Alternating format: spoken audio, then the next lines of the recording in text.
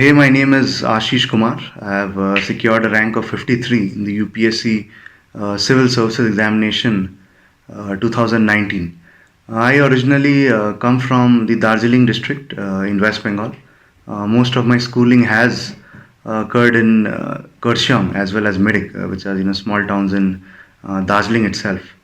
Post that, initially I wanted to become a banker, so that is why I took economics as my graduation subject, and I moved to Delhi, whereby I graduated in economics honors from Delhi University. And regarding my first attempt, I could not clear the prelims itself in the first attempt. However, in the second attempt, I could clear all these stages and I could finally get a good rank of AR 53, which will be getting me into the coveted the IAS, which was also my. Pearson India's content in civil services is known for being the world class. And now they have launched books on Indian culture, art and heritage by renowned authors Devdutt Patnaik, and Indian polity authored by Sriram Srirangam of Sriram's IAS and Rohit Deo Jha.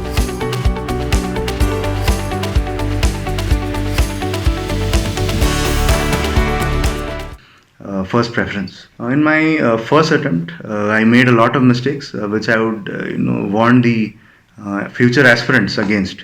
Some of the mistakes I made was that firstly I used to refer to too many sources. I used to do 2-3 books for one subject. 2-3 books for economics or 2-3 books for polity, and this kind of backfired. And for current affairs also, I had kept 3 sources. I remember in my first attempt. I thought I was very well prepared. I have done a lot of books for everything, and I will surely get through. But as the exam approached, I found it very hard to be able to revise these sources and actually reproduce what I have learned in this examination. So this was one mistake I made. Second mistake I made, I believe that in the first attempt I was too reliant on coaching. I did take coaching for GS as well as optional, although they are useful to some extent. Since I had no idea of the exam, I got a certain idea regarding how to prepare for this exam, and also how to basically how to go about the various subjects. But I did not focus enough on the self studies, and due to this improper time management, this also led to me not being able to clear the prelims itself. And another mistake I made was that I did not practice mocks enough. I remember I did only 15 mocks before my first prelims, and this proved to be a blunder, as I could not clear the prelims itself. So after I could not clear the first prelims, it was a major setback.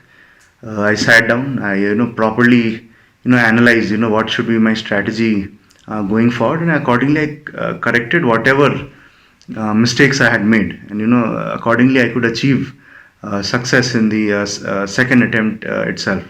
Firstly, another thing that candidates ask is regarding the book list that I referred to. The book list was the standard book list. I watched a lot of toppers talks, and the same common books that they refer to. That is what I referred to. For example, for if we take polity, Lakshmikant is the best book, and that is what I referred to. For economics, there's a booklet by Sriram sir. I referred to that booklet for economics. For history, for ancient and medieval history, I referred to the respective NCRTs, and for modern history, I referred to the spectrum. And for culture, there is Nitin Singhania, which has very comprehensively covered both prelims as well as mains stuff. However, you do not need to do all of it. You have to do it selectively according to what has been asked in the prelims and what has been asked in the mains. Other subjects would be environment. For environment, I did the Shankar IAS that is there, and the other subjects that are remaining, that is the science and tech. In science and tech, it is mostly you must have a fair idea of the basic concepts, which you can do from any material or any textbook that may be available. And for current affairs, I used to refer to only one source. That source I kept revising it again and again, both for the prelims and the mains, and because I revised them again and again, it helped me recall them better in both the exams. And regarding mains, I had a slightly different strategy. I did revise these books, but I did something more also, which I will be elaborating on later in the video. Okay, and firstly, I would like to begin with my overall preparation strategy. I did not, candidate say that, you have to study 12 hours, 13 hours. I do not believe that. Initially, I did try to studying 12 to 13 hours, but however, I would notice, that my concentration levels would really start dropping after 7 to 8 hours. And it would be just a matter of counting of hours, rather than actually putting in the work. So for this, I switched to a target-based strategy. I had certain targets for the day, and to complete those targets, it would normally take me 7 to 8 hours. And the thing to remember is that even if someone is giving 12 to 13 hours, if he can give 100%, it is totally okay. However, I believe it becomes difficult to sustain. As this exam is a long process, and even if you clear it in your first attempt, it will still take around 1.5 years, and if it extends further, it really needs a lot of stamina. So that is why I believe you need to have a balance. You need to study, of course. You need to give your 100%, but you also need to have some amount of time to refresh yourself, to do the things you like. And to refresh myself, my hobbies are football. I love playing football. I used to try to play football for half an hour or maybe 40 minutes whenever I got the time. And I also like reading books, which I would, especially the crime fiction books, which I would also try to sneak in if I got free time. However, I would always complete my targets. That would be my first priority, and I would ensure that I am giving 100%. When I am basically studying, what my targets for the day are. So this used to be my overall approach towards the studies, and I was mostly reliant on the self-study. Because although I did take classes both for GS as well as optional, however, I believe that self study is the mantra to crack this exam. And if you have a proper strategy, I do not think you need coaching as well. If you have proper guidance of seniors or toppers who can guide you, along the way, I don't think you need coaching at all. If you are clear with exactly what you want to do. And regarding this, civil service exam, I would also like to point out certain do's and don'ts, that are there in this exam. Certain things that you need to keep in mind are that firstly, you have to work hard. There is no alternative to working hard. There must be hard work as well as smart work. You simply cannot expect to study 2 3 hours and clear this exam. That does not happen. It does require a certain amount of hard work. Secondly, you must have a proper strategy. You must exactly know, what books I have to study. You must have a fair idea of the previous year questions, be it the prelims or the mains, to get an idea of exactly what the UPSC wants. You should know, you should have, I believe, a rough time frame in your mind. Otherwise this exam can create a lot of pressure. I had a time frame that I will give 3 proper attempts, and if I am unable to clear, I will maybe clear some other exam and join the banking sector, and then accordingly resume preparation. So I believe that is also important, as it helps reduce a lot of pressure, as this exam has a lot of pressure, throughout the stages. And thirdly, I would say that you should also have a lot of practice, be it practice for the prelims by answering questions or mains. That is also very important. And there are also certain mistakes that candidates make in this examination. The first mistake is reading too many sources. I believe that is a major mistake. Secondly, I believe would be burning yourself out in just few months. Giving more than 100%, and studying so much that you do not feel like studying itself after some time. I believe that also needs to be avoided. And thirdly, I also see candidates sometimes not talking to their parents or to their loved ones during this preparation. I believe they are a very important and a strong support system. You need to constantly talk to them, in order to reinvigorate yourself throughout the preparation. So this was regarding my overall strategy. Now, if one comes to the stage by stage strategy. So firstly, I would like to discuss regarding the prelims strategy. So for prelims, firstly, what my strategy used to be was that I analyzed the previous year questions, right from 1995 to 2020. So I used to see what parts of the questions, what chapters are more questions being asked for, in what depth is UPSC asking questions. And I at least solved the past 10 years, although I looked at previous 25 years, but I solved the past 10-year papers, to properly get an idea of what UPSC wants. After this, I made a fixed book list, and the book list has, as I told you earlier, it was the Lakshmikant and the various other things that I mentioned, and I kept on revising them again and again. And after this, for prelims, there are also a lot of miscellaneous topics, which are kind of what I would say. If you make notes on them and properly prepare them, you will get an advantage over the other candidates. For example, if you see the prelims paper, there are questions on reports by various organizations, on rivers, on national parks, on Ramsar sites, on historical personalities. So if you make short notes on all of this by yourself, from the standard sources, or I did some internet research for this, you will get an edge of 2 or 3 questions in the prelims.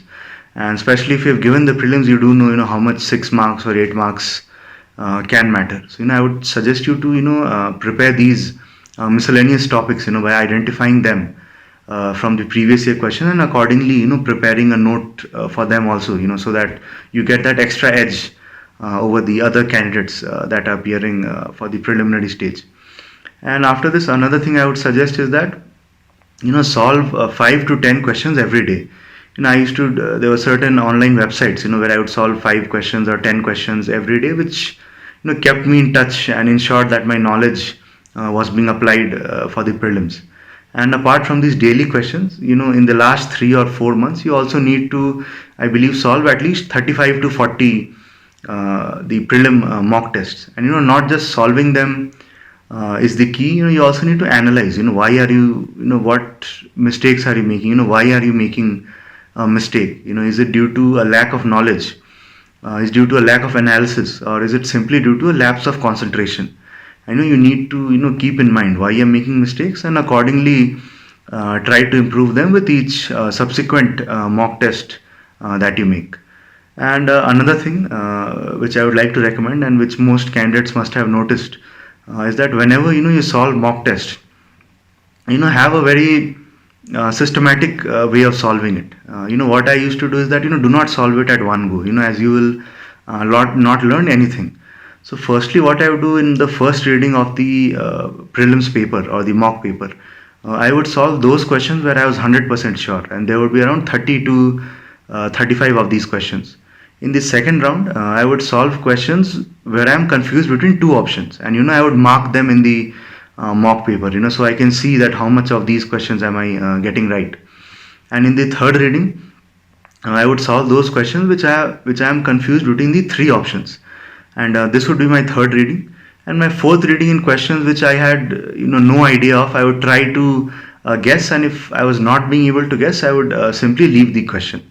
And normally my attempts would be around 95 or 96.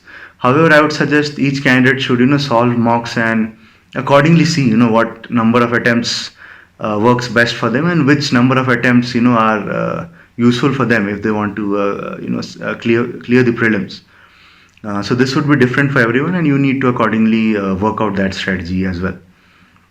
And also, one more thing you'll notice in the prelims tests is that there is a lot of new information that you get in the prelims test. For this, what I used to do is that maintain a A4 size sheet for each test, and whatever new information you learn in this test, you write it down on that A4 size sheet, and try to write the new information you learned in as short as possible, so that just before the prelims, you have 40 or 50 sheets, so that you can revise it within a day itself, because if you cannot revise what tests you've solved, and what extra information you have gained, then it will not be very beneficial to you in the prelims examination.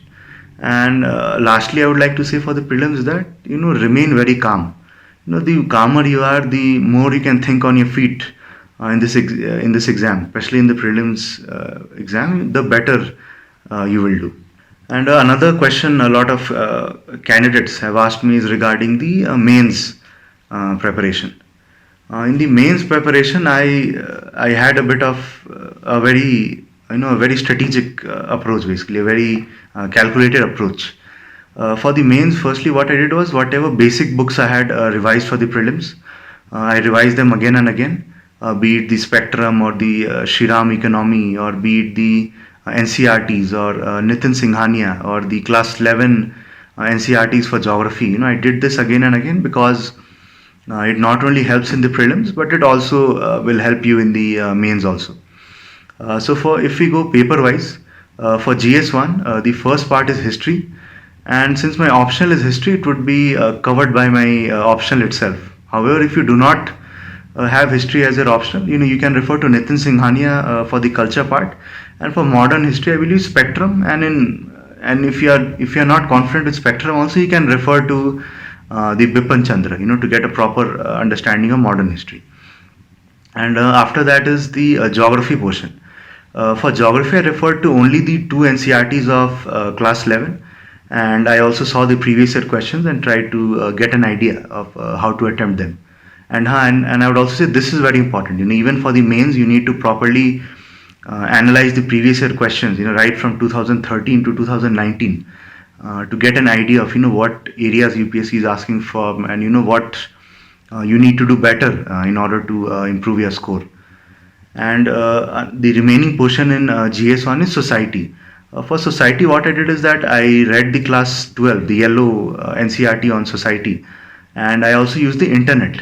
And I made notes on each topic in society, be it women, communalism, regionalism, secularism. So I made proper notes on each of these topics using the NCRTs and the internet, in order to have some fodder, so that I can write this in the exam when it comes. So this was my strategy for GS1. For GS2, what I did was the first part is polity.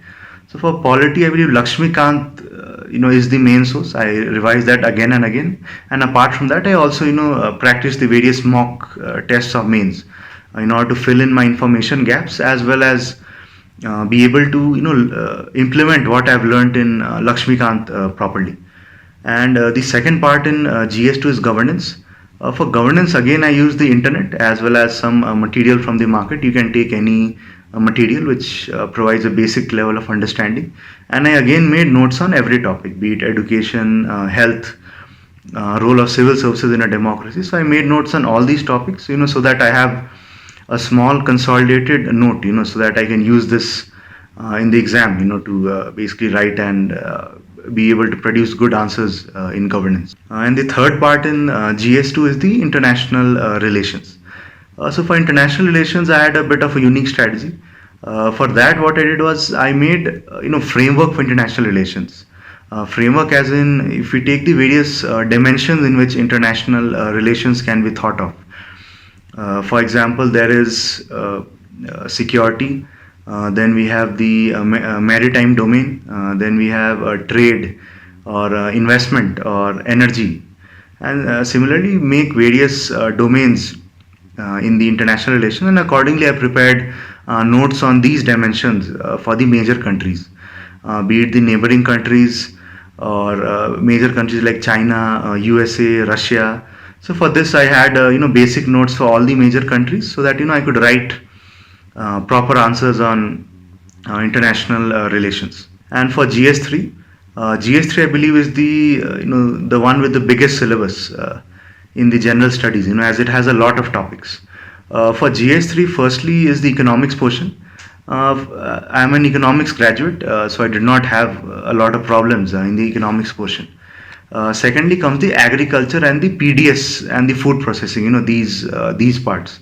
For this, again, I referred to the internet as well as material in the market, and I made my own short notes on everything, be it food processing, agriculture, problems in PDS, or the various committees that are there, in order to improve the PDS functioning. And thirdly, there's also a topic of science and tech. So science and tech, I believe, is very dynamic. For that, you need to refer to newspaper as well as current affairs, as long as you're abreast with the current developments, you will be able to answer the science and tech questions decently. And the remaining portion is internal security. Again, for internal security, I refer to some material in the market as well as the internet, and I made proper short notes of each topic in internal security. And one more thing I would like to say is that many candidates ignore this portion, internal security. But if you see the previous year questions, there are 4 to 5 questions every year on internal security, and that too very basic questions, not very twisted questions. So I would say you do that portion properly. It is very scoring. And one more thing I would like to say is that many candidates said that GS2 paper was a bit tricky. Yes, I do believe it was tricky, and it was tricky for everyone.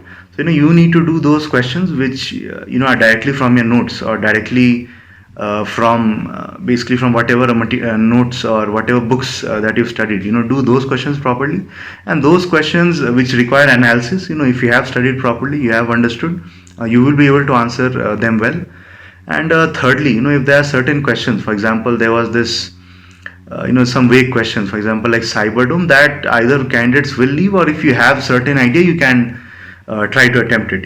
For example, I did attempt the cyberdome question. I wrote a 1.5 page general answer revolving cyber security in that question, so that I could at least get maybe a half a mark or 1 mark, or even if I get zero, I did even if I have gotten a zero, I did try to attempt that question. So I believe that should be the approach. You should try to attempt the questions even if you have a vague idea of it, and try to write something related to that question. And coming to GS4, GS4 I believe requires a unique approach. You simply cannot expect to mug up a whole book and get good marks in GS4. So for GS4, what I did or what you can do is you can read any basic book. It can be lexicon and or the internet, and what you need to do is that make a basic definition of whatever terms are there in the syllabus, be it integrity, honesty, or non-partisanship, impartiality. Make a proper definition, and such a definition which you can remember. There are very complex definitions also, for example, in certain books which I could not remember, so I looked to the internet for simple definitions which I could remember. And apart from this, try to think more on these words. What does integrity mean to you? When have you shown integrity in your life? When have historical personalities shown integrity? For example, when has Gandhiji shown integrity? When has Mr. Kalam or Mr. Abdul Kalam shown integrity? Try to make a list of 3 to 4 examples for each term in the syllabus, and use them freely in your answers. And for the case studies, try to be a bit practical. And if you are more practical in your case study, instead of simply writing theoretical and writing philosophical stuff in the case study, the more practical you are, I believe, the more marks you will get. And regarding answer writing, I personally did not do a lot of answer writing, as I already have a good command over answer writing, and I was good at answer writing. I could just write around 5 tests for mains.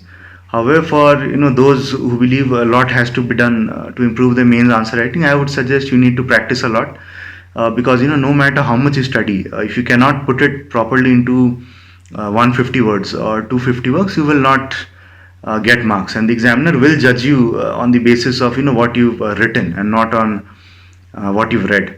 So for this, I would suggest write at least 1 or 2 questions every day. 4 or 5 is a lot. I've seen many candidates trying to write that much and not being able to properly analyze the mistakes. So I would suggest write 2 questions every day, and properly show it to some other person. Show it to some other aspirant or a senior who's been preparing for this exam, and properly not only take in their feedback, but also self-assess your answer or the question that you've answered, as what you've done wrong or what you've done right. How you can maybe incorporate data, or how you can basically improve your answer writing. So if you do this regularly, you will definitely see results in a few months as well. And another paper would be the essay paper, which I believe is also very important. I did not do any specialized preparation for essay, as most of the fodder for the essay came from the GS itself. If you've done your GS well, all you need to do in the essay is to coherently put those thoughts. You have to ensure that your whatever you write in the essay directly hits the topic, and you don't have to be very fancy. You have to write simple English, understandable English, and it must be connected to the point. And one more thing is that is important in the essay is the flow of the essay. The paragraphs must flow from each other. It must not seem like a very abrupt transition. From one paragraph to the other. So you need to focus on that in order to do better in your essay. And on the final stage and the most exciting stage, I would say, is the interview. Interview, can make or break your 1 year of hard work. No matter how well you've done in the mains, if you do not do decent or well in the interview, you may not be in the list itself, or even if you are in the list, you will get a lower rank and you will have to sit for this exam again. So I believe that interview is very important. You need to have a very focused approach towards doing well in the interview. So for this, for preparing for the interview, firstly, you have to fill a detailed application form with your academic as well as other achievements throughout your career, where you come from, what your parents have done, your choices. You have to prepare every word by word. For example, my father, is in Goodrick tea, so I had prepared a lot on tea. I had prepared tea in very detailed. The manufacturing process of tea. What is green tea, what is white tea, and a lot of details regarding tea. So you have to do that. And secondly, your current affairs is very important for the interview.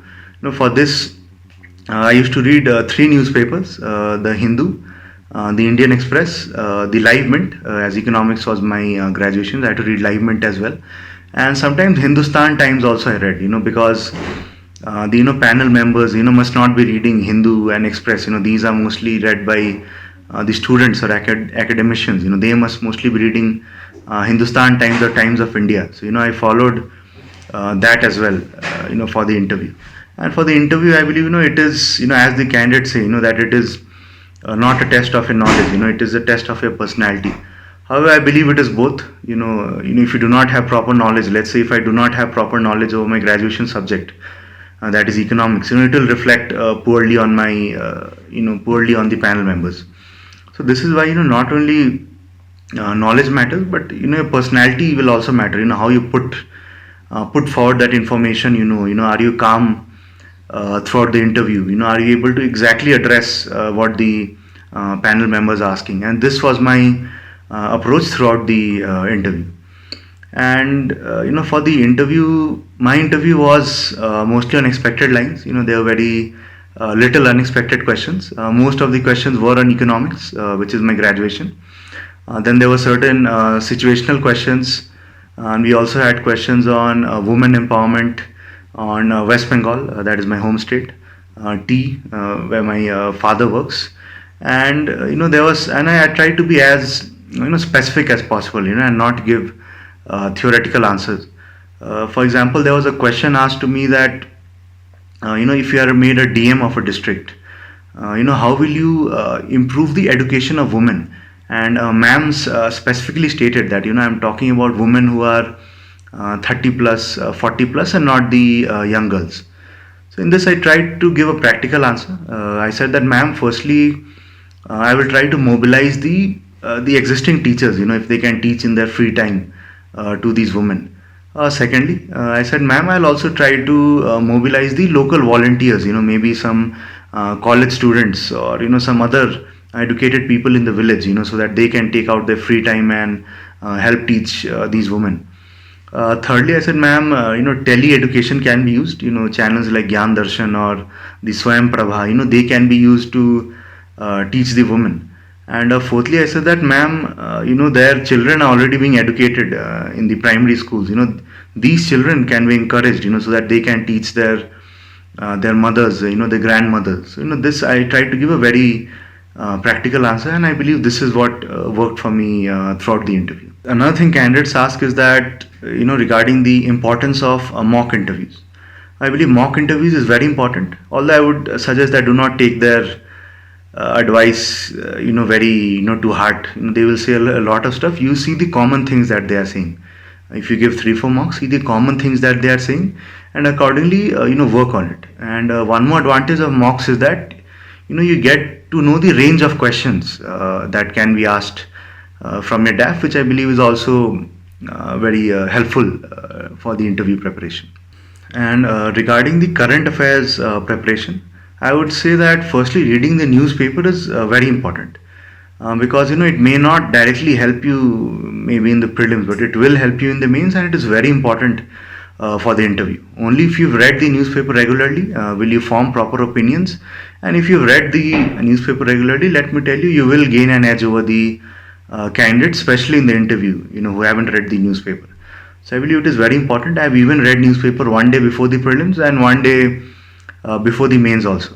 And I also refer to a current affair magazine. You can pick anyone which you feel is good and only refer to that. Do not do 2 or 3 magazines, as you will not be able to revise and you will also not be able to remember. So I believe you have to remain limited on sources and do read the newspaper, which I believe is very important. I did not exactly make notes from the newspaper. I relied on the current affairs material for that. However, I did keep reading them so that I have a fair idea of what is going on and a proper opinion on whatever is basically going on in India or in the world. One more doubt usually raised by candidates is regarding whether you need to cut off social media. How much do you use the internet during the preparation? Throughout my preparation, I did used to use WhatsApp or Telegram, as they are useful in the preparation. However, I did not use Facebook, Instagram, or the other social networking sites, as I believe it created a distraction for me. When I saw my friends who are already working in the corporate sector or working somewhere else, sometimes it would be a bit worrying that I am sitting in this room and studying while they are earning and enjoying the life. So that is why I had deactivated those accounts, so I could fully focus on this itself. And regarding the use of internet, I believe it would depend on person to person. My preparation was very reliant on internet. I have used the internet extensively throughout the preparation, be it for the prelims, the mains, or the interview. However, one needs to show self discipline, as it is very easy to start watching an educational video, and from there you start, suddenly you reach a movie trailer or you start watching some web series. So you need to be very careful regarding that, and you need to be very disciplined to ensure that you do not start wasting your time on all that. However, internet is very important. Also, there are certain times where studying can get boring. Every day giving 7 8 hours, it can get boring. So for this, I used to stick to my hobbies. I would play football, or maybe read some books, or watch some YouTube videos, but I would strictly time them and not do anything excessively. And I would also regularly talk to my support system, be it my parents or my close friends, to keep myself motivated as well as energized throughout the preparation process. Regarding coaching, I would say that coaching is important only if you do not have guidance. If you have proper guidance, you know what material to study, how to do answer writing practice, and basically how to go about the whole preparation. I do not believe coaching is required at all, as there are certain disadvantages of coaching. Like, for example, I'll tell you, in my first attempt, most of my day was consumed in going to classes, and I barely got time for studies. And self study is the most important. And secondly, they also do not get to learn about answer writing in the coaching. You have to do that yourself by looking at various topper copies or discussing with a friend. So that is also a disadvantage. And thirdly, it also takes a lot of time and money. Almost if you take a general studies coaching, it goes on for almost 9.5 to 10 months. And if you have the proper strategy, you can complete the same thing in 2 or 3 months itself. So I believe if you have the correct guidance, I would suggest you not to take coaching. However, coaching does have some advantages, especially for a candidate like me who had zero idea regarding this exam. It did give me a certain base. However, in retrospect, I feel that if I had better guidance, I probably would not have taken coaching in the first place, and because self study is the most important, and self study is what will get you through the preparation and give you your good result.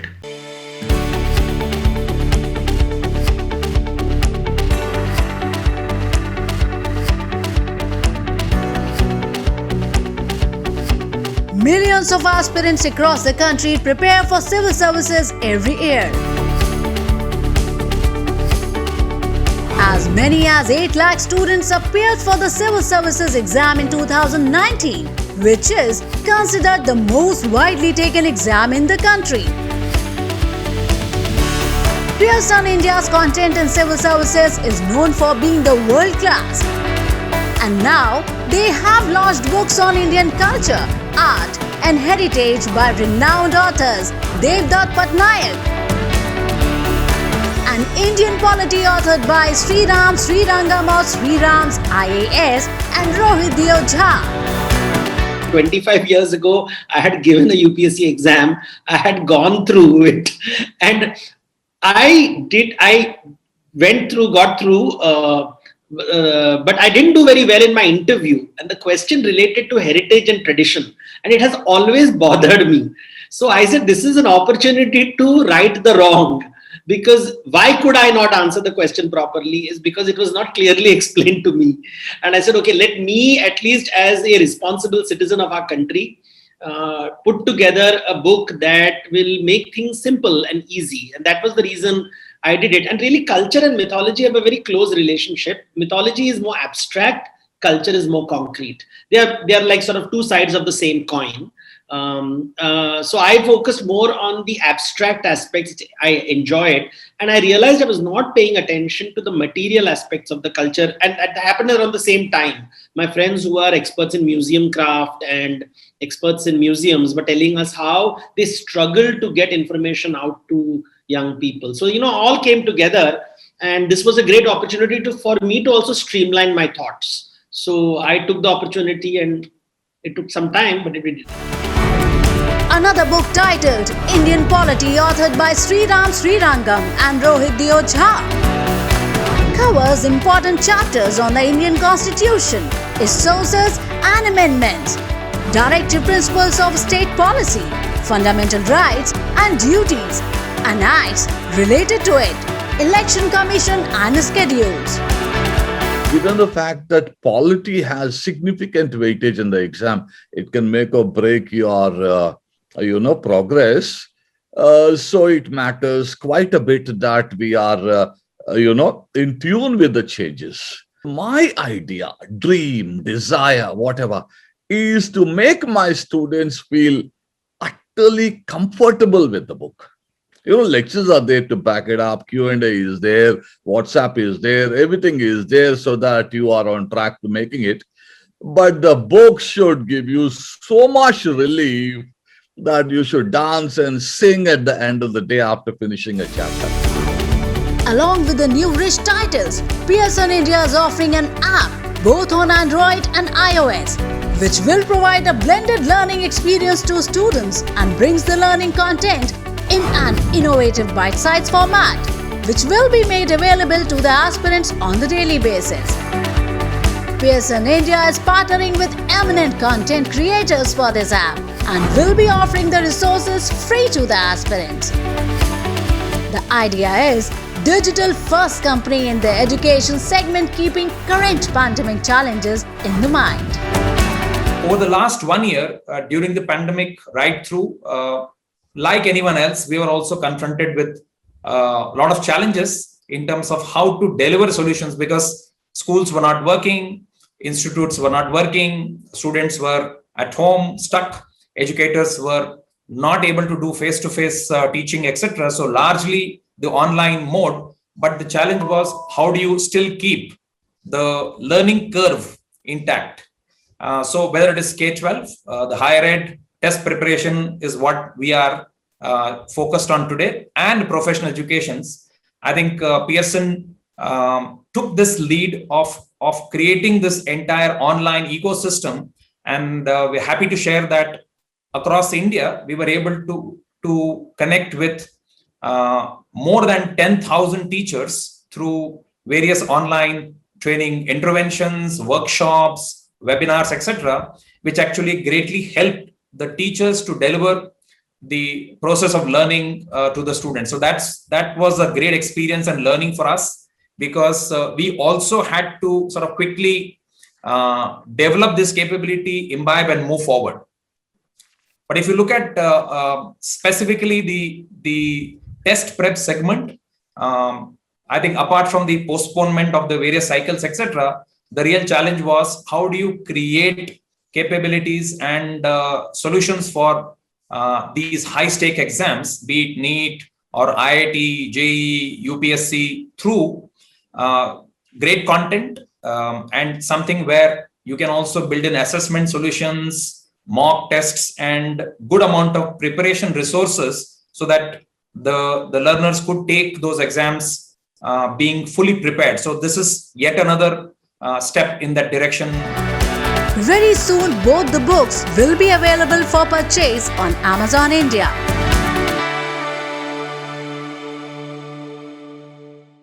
And is your reason why you want to join the civil services? That should also be clear. Do you simply want to join for the money and the facilities? If that is so, that cannot motivate you for more than a few months. But if your goal is to make a tangible impact on society, help solve problems in society, well, that was my strongest motivator, apart from, of course, my parental and friend support. That used to motivate me whenever I felt like not studying, and that is what helped me throughout the preparation. So I would suggest candidates to have that reason clear in your mind. Exactly why why the civil services. And secondly, I would also say that always believe in yourself. Even if you if you think you're from an average background and competing against people from elite backgrounds, let me tell you, if you have the correct strategy, if you devote a certain time every day with 100%, you have very high chances of making the exams, and you will make it. If you can sustain this effort for whatever the time is required. And with this, I would like to end my talk. I would also like to thank DKT for giving me this opportunity to interact with the aspiring civil servants. And I would also like to thank DKT, as it has been very helpful throughout my civil services journey. I have watched innumerable topper talks. This was also kind of my hobby. In my free time, I used to watch topper talks on other channels, and mainly on DKT. I have watched a lot of topper talks. I have derived my strategy from there, my motivation from there, and it has been very important in helping me clear this exam. Thank you, and all the best to everyone.